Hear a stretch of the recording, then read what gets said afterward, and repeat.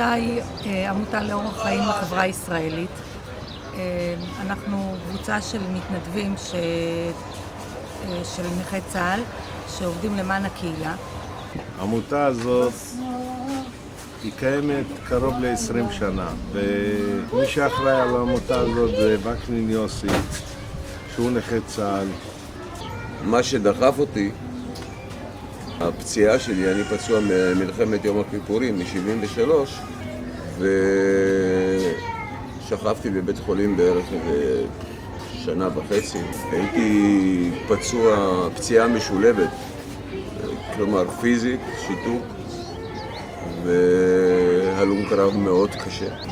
ראיתי שאני שוקע בפציעה מאוד קשה, נפשית וכל המשתמע מכך. יום אחד החלטתי שאני מטפל, כדי לצאת מהמצב שלי, לטפל בנכי צה"ל.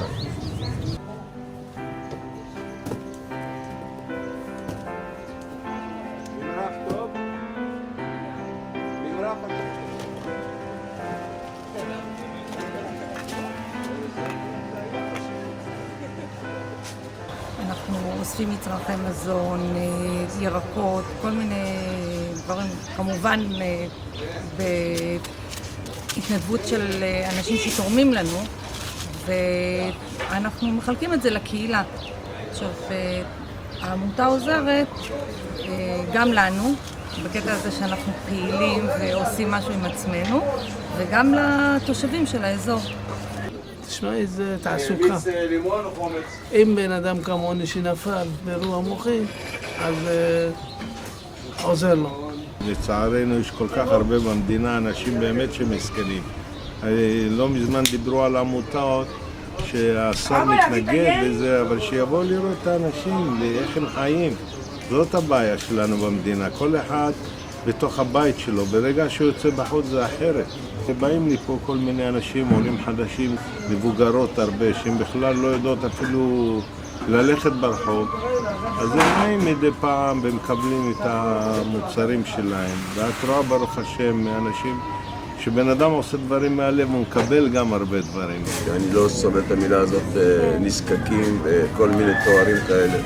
אנשים שנקראים בתקופה מסוימת למצב לא נעים. וזהו, כל החבר'ה בעמותה למעשה הם נכי צה"ל שעוזרים לקהילה. העמותה הזאת היא לא למטרות רווח. כל הקבוצה, כל החבורה שעובדת איתנו בעמותה היא על טהרת המתנדבים. היא לא מקבלת רווח כספי, לא... למה המדינה לדעתך לא לוקחת אחריות על אותם נזקקים ואתם צריכים להיכנס לתמונה? זהו, זה אחד הדברים שעלו שלשום בדיוק בטלוויזיה, ושר הרווחה אמר, כל העמותות האלה, כל המנכ"לים לוקחים מיליונים. אז הנה אני, מנכ"ל, לא לוקח ולא שקל אחד במשך כל השנים ומתנדב נטו. התפילה זה משהו לתת ולא לקבל. זה אין דבר כזה, אין היום במדינה לתת ולא לקבל, אין דבר כזה. הייתי רוצה לקבל, אבל לא לקבל מהאנשים המסכנים. מה קורה בימים האלה שבעצם לפני פסח? יש לנו לחץ עצום, אנחנו עומדים להתמוטט. לפני פסח ולפני ראש השנה ולפני הרבה חגים, אנחנו נכנסים לוויברציות של שיגעון, להשיג מזון, ויש אנשים טובים שעוזרים לנו, ואנחנו עושים את המקסימום, כפי שאתם רואים. זה כאילו שאת, תמינה, זה המשפחה שלך, האנשים האלה. אני למשל, יש לי ילדים מזה, אם אני אבוא ואכיל את הילדים, ואני אשכח שלא אכלתי אחרים, זה כמו שלא אכלתי את הילדים. הסדר היום שלנו הוא מתחיל לפעמים ב-5 בבוקר, ומדי פעם ב-7. בפסח ובראש השנה יש לנו את הלחץ הרציני של מצרכי מזון, שאנשים ממש זקוקים להם לחג. אז אנחנו מגיעים, ממיינים, מסדרים, מקבלים סחורה, אוספים סחורה ממקומות שתרמו לנו. צריך לרוץ למקומות, לבקש, זה לא קל, זה לא קל בכלל.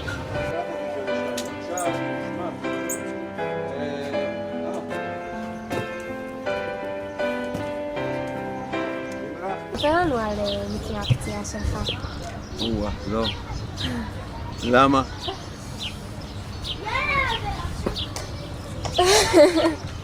מה שאתה יכול, מה שאתה... מתי זה היה? מה... זה היה ביום כיפור, קשה לי מאוד, האמת. מה שאתה יכול, כאילו לא...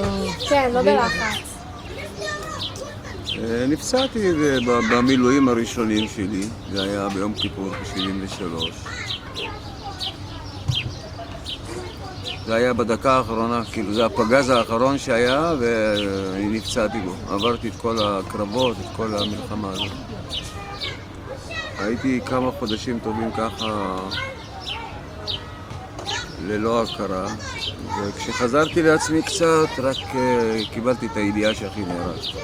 אחי גם נהרג באותו מלחמה, ובן דודה שלי גם נהרג. יש לך תהיות על המדינה שבשבילה בעצם נלחמת ונפצעת? בשום פנים לא. אין מצב כזה. למה לדעתך המדינה לא לוקחת אחריות על אותם נזקקים ובעצם עמותה כמוכם צריכה להיכנס לתמונה?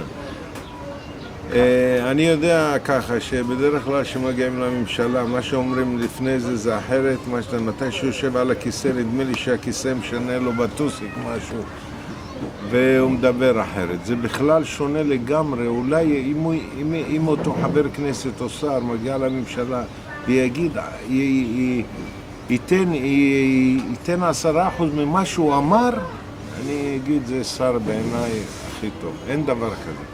אנחנו הפסקנו להיות מדינה סוציאלית. האמת שיש לנו ראש ממשלה שהוא סקטוריאלי. הוא ראש ממשלה של עשירים. הראייה שלו מאוד מאוד קצרה לגבי אנשים נזקקים. מאוד. עם ישראל שיגיע למצב כזה, זה לא נראה לי. מילא אם זה 5%, 2%, אז אפשר להסתדר. פה אני מאמין שמדובר איפה עוד... אנחנו מדברים על יישובים עוד חולון, פחות או יותר יש עזרה. איפה אופקים ונתיבות ושדרות וקריית שמונה, יש מקומות שם, אני מאמין, זה מעל 50% עם הבעיות.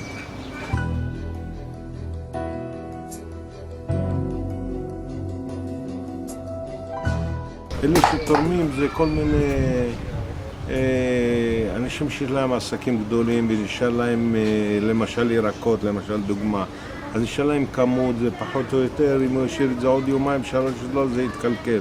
אז הוא מעדיף לתת לנו ואנחנו מיידים נותנים את זה. לתת את הנשמה ואת הלב. מה שהכנעתי אותו כל כך הרבה שאנחנו באים לצלם פה, אז לא הייתה לו ברירה, כי אנחנו מה זה קשורים ביחד. תשמעי, זה בן אדם שהוא מתחשב במגבלות של המתנדבים, את מבינה, עם נכויות וזה, הוא שולח את העובדים שלו, שולח את העובדים שלו עם הסחורה, מביאים לנו לשם, מפרקים את זה. משהו, בן אדם מדהים. עם ישראל צריך להתעורר לפני חג הפסח. אני עכשיו עדיין לא יצאנו ממצרים. ואני מקווה שיום אחד לא יזדקקו לזה. תמיד לדעת לוותר.